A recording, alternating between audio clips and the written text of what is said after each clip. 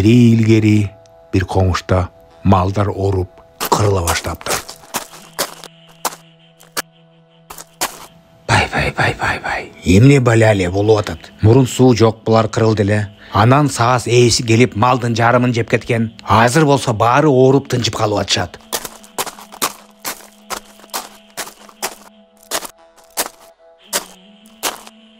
Карагылачы, малдын баары кырылып жатат. Бүт коңушубузда бир түрү мал жок. Эмне кылабыз? Бай.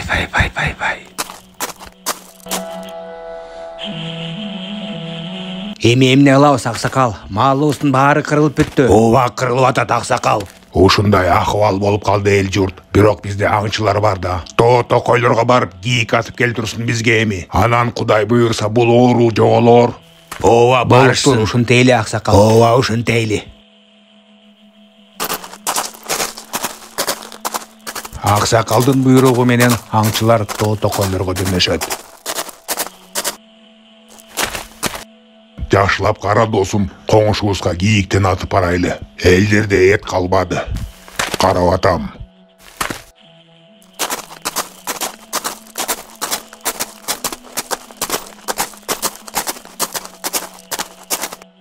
Бир дагы кийик көрүнбөйт коя.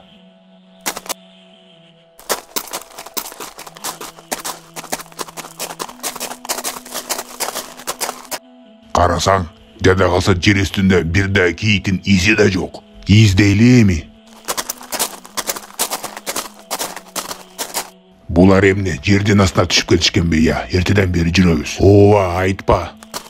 Канаттуулар да көрүнбөйт го я. Чын эле жокко булар.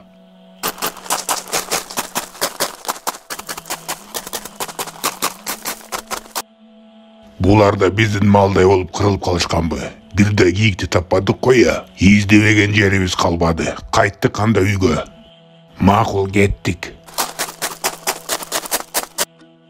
Аксакал, кабарыбыз начар. Бир да кийик таппадык. Издери да жок. Тоолорго да, токойлорго да, чөлдөргө да бардык. Издебеген жерибиз калбады. Жок кийик. Коңушубузда бир жумага жеткенге унубуз бар. Эптеп нандан жаап жеп турайлы эми, анан көрөбүз да. Айла жок, аксакал, ошентейли. Ооба, ошентейли. Күтөйлү эми. Ошентип мал кырылып, элдер суу менен нанга эле отуруп калышат. Курсагым ачты, биздин токой менен эмне болду я? Жейин десем элик да жок, коён да жок, түлүкү да жок. Жада калса курт кумурска да көрүнбөйт. Өлөйүмбү эми? Жүрөкөбүз бөрүсүндөн казып коёйлу. Балким ал жака ким бирөө оозун ачыйып баратып түшүп кетет. Ошондо талап жейбиз аны.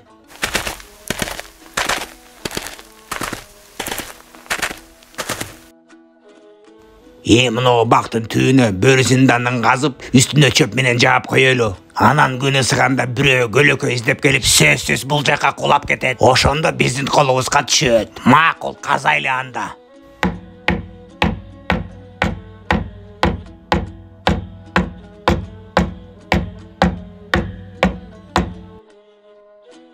Курсагыбызды батыраак тойгузсак болот эле я. Досум, анда каз көп сүйлөбөй. Макул.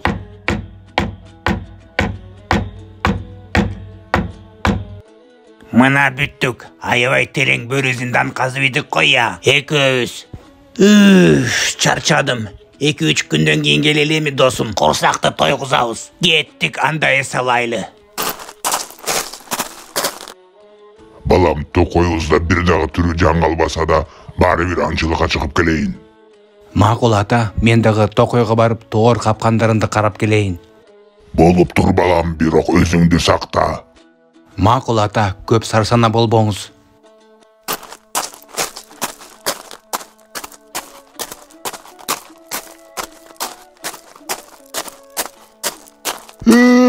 Жардам бергиле, чымага.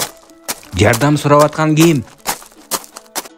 Арыбаңыз, кандайсыз? Сиз кантип бул жака түшүп калдыңыз, я? Колу бутуңуз сынган жокпу? Күн ысыкта бактын көлөкөсүнө отура калам десем, бирөө бул жакта бөрүсүндөн казып салган турбайбы? Эч сарсана болбоңуз, мен сизди бул жака калтырбайм. Азыр жардам берем сизге. Сөзсүз бирдеме ойлоп табамын. Кичине күтө туруңуз.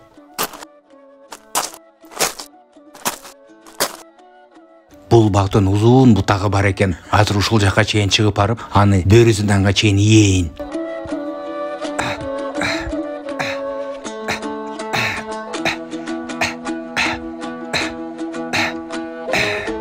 Аксакал, сиз ушул бутакты кармап аракет кылыңыз, анан мен сизди тартып чыгарып алам. Болуп тур балам. Армадыңызбы? Азыр түшөм сизге.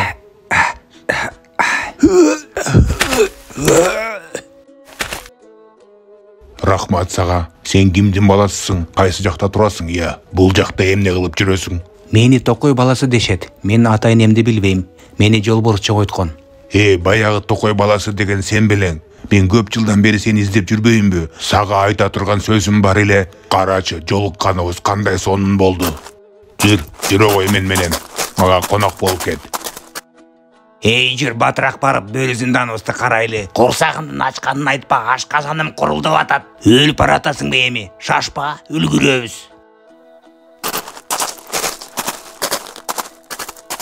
Карачы, адамдын издери жаңа эле качып кетиптир. Баары сен үчүн. Ушуга сен күнөөлүсүң. Түшүнүп атасыңбы? Бери кара. А менде эмне күнөө? Я, мен сага айттым белем, эртерээк чыгайлы деп. Үлгүрөбүз.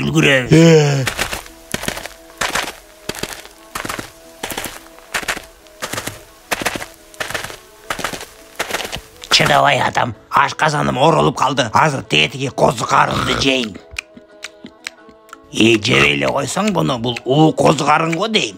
Жейим дедимби, жейим. Курсак ачты деп атпаймынбы сага?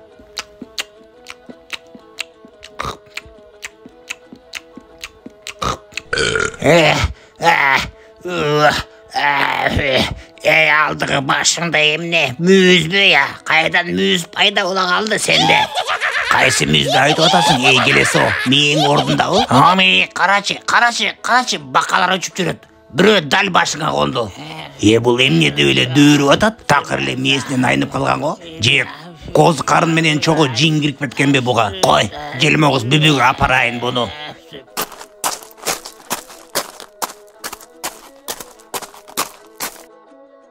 Тынчылык элеби? Эмнеге жетип келдиңер бул жакка экөөңөр? Билбейм, келме келтиресизби, жидин чыгарасызбы, же дем саласызбы буга? Дөөдүрүп атат, же көзү ачылып атабы? Жанагы мүйүзүңдө отурган бакалар менин ичиме кирип кетти го. Көрдүңүзбү? Дөөдүрөп көзүнө бирдеме көрүнүп атат бунун.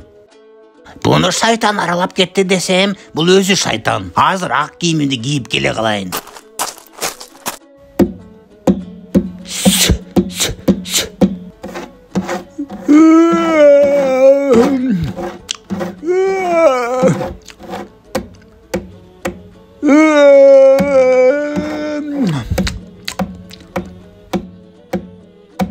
Буга жин кирип кетип, анан аябай көз тийиптир да.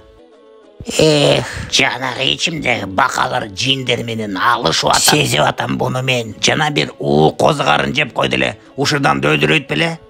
Мени желмогузду убара кылып, эмнеге жана келгенде эле айткан жоксуң бул козу карын жегенди? Жардам бере аласызбы бизге? Кетпей тургула. Атайын силерге даярдаган күчтүү дары бар менде. Жоголгула көзүмө көрүнбөй. Карасаң буларды. Менин бүбүлүгүмдү сынайт имиш жаш шабагырлар. Силердиби? Эмне болду менен? Башым чыдатпай ооруп атат я. Мен сага айтпадым белем, козу карынды жебей эле койчу деп. Курсак ачып чыдабай кетпедимби мен? Билесиң да. Эми ушинтип шишик башың менен жүрө бер, шайтандардын баарын коркутуп.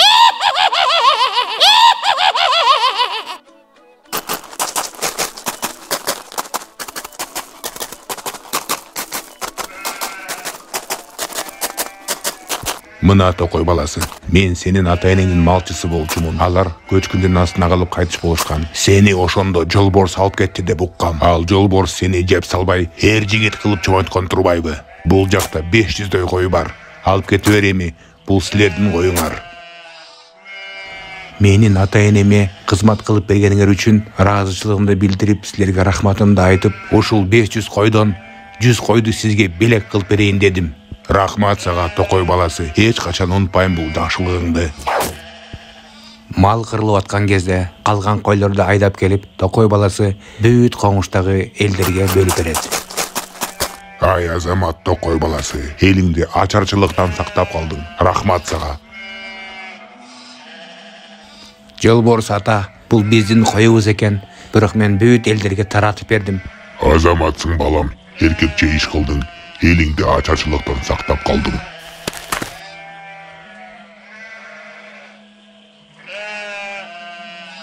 Ушундай жомок кыргыздардын тоолорунда болуптур.